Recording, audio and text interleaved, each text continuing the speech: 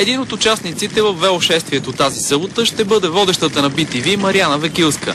Преди няколко месеца очарователната ни колежка окончателно е взела решение да остави автомобила и да ходи на работа с колело.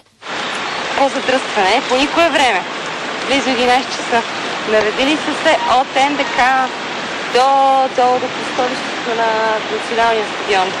Че даже и по-натам. А освен това в колата се изнервям. Аз лично много се изнервям.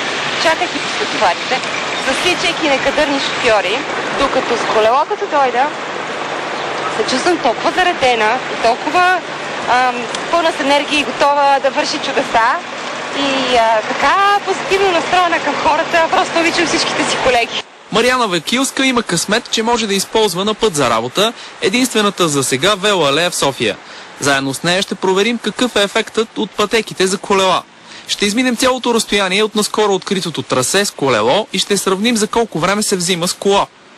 Тръгваме от НДК. Движим се с нормално за велосипед темпо 15-20 км в час. На кръстовището на националния стадион алеята свършва. Няма връзка с продължението й.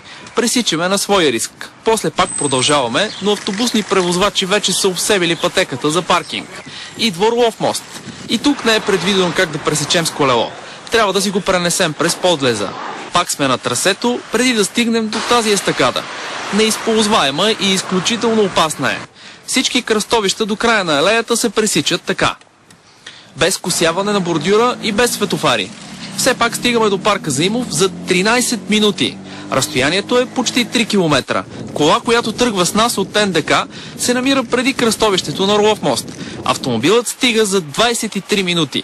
Експериментът ни с Мариана Векилска показа, че колелото може да бъде най-бързият личен транспорт в София. Ако има такава една хубава мрежа в цяла София, мисля, че много хора ще предпочитат да се движат с колелата си и ще има осезаем ефект от всичко това. Целта на велошествието тази събота е да убеди общината и хората, че велосипедната инфраструктура трябва да бъде един от основните приоритети за развитието на града. Шествието започва в 18 часа пред зала Универсиада.